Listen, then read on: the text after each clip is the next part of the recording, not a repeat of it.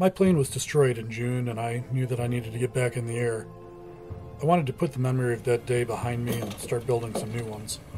I also knew that the used plane market had been super hot, and it was going to be hard to find something to replace it. Imagine my joy when I reached out to the person that I bought 2 Tango Foxtrot from to let him know what had happened, and he paused and said, I may have an option for you.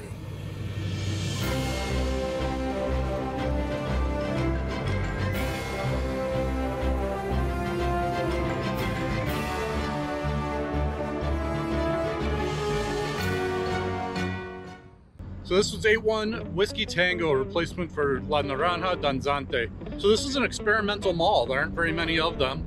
It's got some interesting features as a result of that. You might be able to tell that the wings are quite a bit shorter, 6 feet, 3 feet aside. And it's got experimental avionics and BP Lycoming, making 300 horsepower. But for now, there's some weather on the way that we're trying to beat up to Sidnaw. So let's get at it, and I'll tell you more about the plane in the air. So this plane was completed in 2010, and it's a experimental. We've got experimental avionics in it. We've got this AFS 3400. These avionics are new to me, and you can see I'm in a little bit of a right-hand turn here. And that's because of the autopilot. So this autopilot in smooth air like we have today tends to wander a little bit, well, quite a bit, like 10 degrees on either side of the track that it should be on. And it basically keeps you on track, which is fine. I mean, it gets me where I want to go. So if anybody has one of these and knows of adjustments that could be made, or maybe it's just, the nature of this piece of equipment, I'd sure appreciate hearing about it. And I've got squawk number 2. So squawk number 2 is that the ADS-B disconnects from the iPad. All I have to do is go into Wi-Fi, turn it off, turn it back on again, and then it reconnects without failure, so every single time. But I'm not sure why it's doing that. So if anybody has any experience with these Echo devices and what could be going on with that, I would appreciate some feedback down in the comments below too. We have 2 storms coming through Wisconsin today. The first one is right here, going through kind of the middle of the state. And we should be able to get ahead of that without any problem. We'll beat into Oshkosh with a lot of time to spare. Second one, which hasn't come through on the ADS-B radar yet, is coming through the area that we're going to camp tonight. And I'd like to get there before 11 or 12. The storm isn't supposed to come through until a little bit after that, but the winds are supposed to come through sooner. I'd like to get up there before the winds do, get set up, and be all squared away by the time the weather gets there. One of the things that I really dig in this is the acrylic in the passenger side footwell. Nice view, extra visibility, almost like flying a Pitts with the acrylic down at the bottom so that you can see the ground. So the subscribers may remember all the strings hanging down from the roof behind me in 2 Tango Foxtrot. It was always on my list of things to do, to trim those up and hopefully someday replace the headliner. Never did get around to it though. And now I kind of miss it.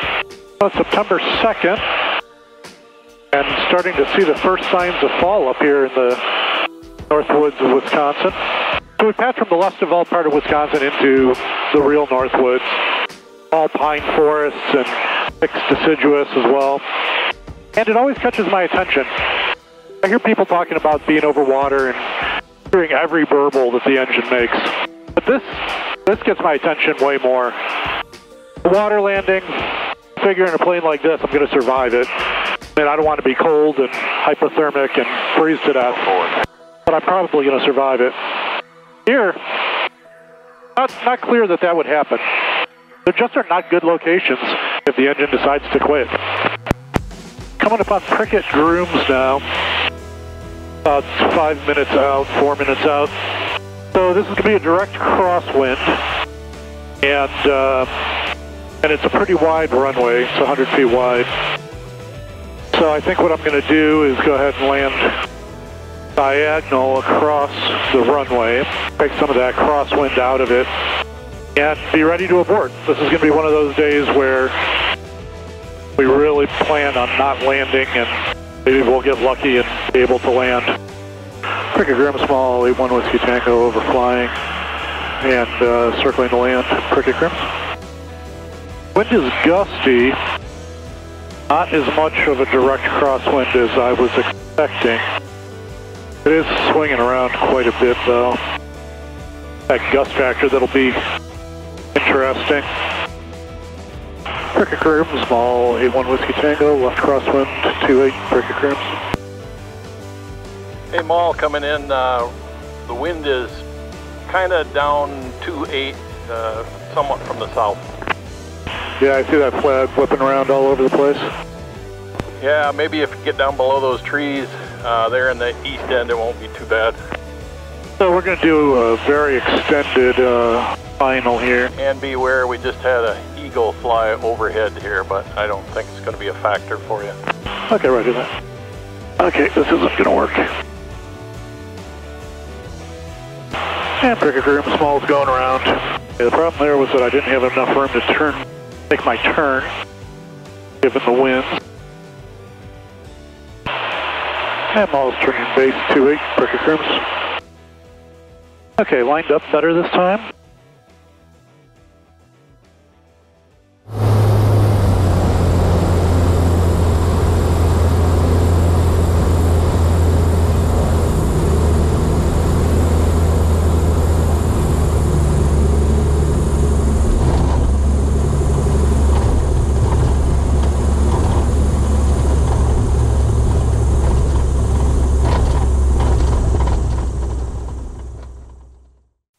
Pretty nice in some windy conditions. Yeah, a little bit of patience, a little bit of luck. Yeah, it looks like more than luck. After a great night's sleep in my bell tent, I was surprised to step out into the first frost of the year on September 2nd. The sunrise was a vivid contrast to the crisp morning air, and I was further surprised to see some wait shift pilots had come in the night before that I hadn't noticed. Thinking it might be cool to grab some footage of the old school that is protected by the charitable organization that runs the airport, I went inside out of the cold to look around.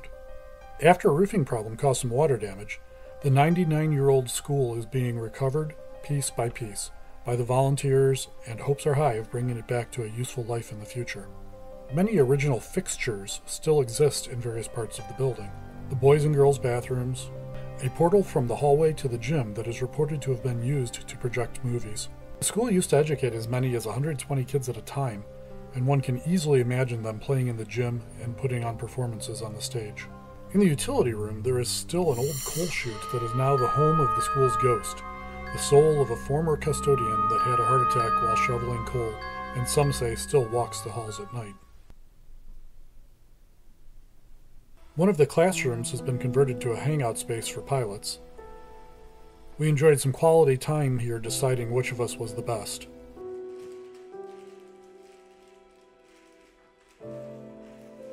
I really wanted to talk about these two classrooms because they remind me so much of when I was growing up.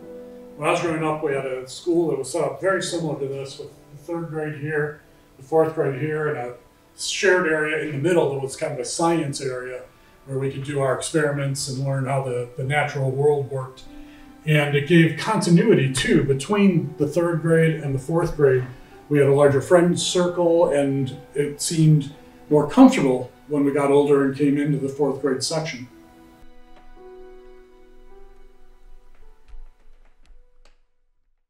Here we are in the Great Lakes, so it seemed ideal to make some pressed chuck burgers, which were invented 50 years ago in the Great Lakes region and now known more commonly as smash burgers.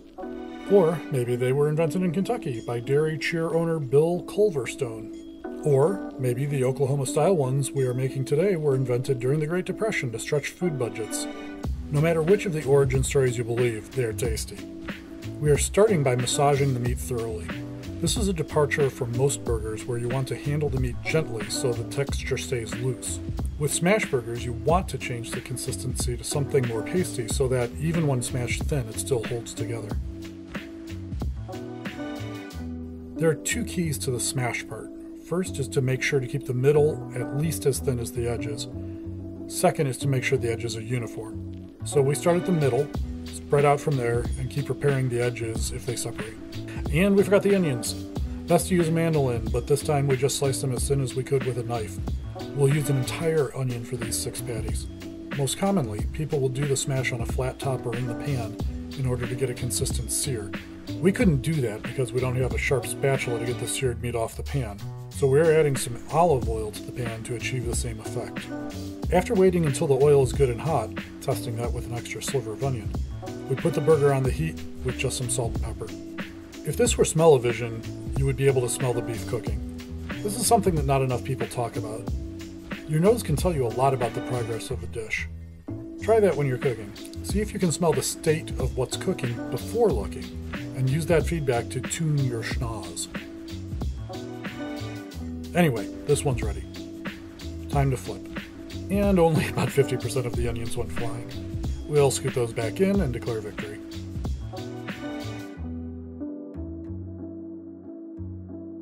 Sloppy handoff to the bun is next. I did this wrong. I should have flipped the burger over, then put the bun on top.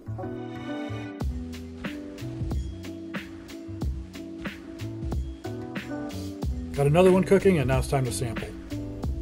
This stuff is just delicious. Most people put cheese on, and that's tasty for sure. But even just salt, pepper, and the sweetness of the caramelized onions was a super tasty way to end the day. Thanks for sticking around till the end. Subscribers will be alerted for the next one soon when we fly to an undeveloped island, see some amazing blue water, and cook chicken kebabs at sunset over a campfire. See you soon.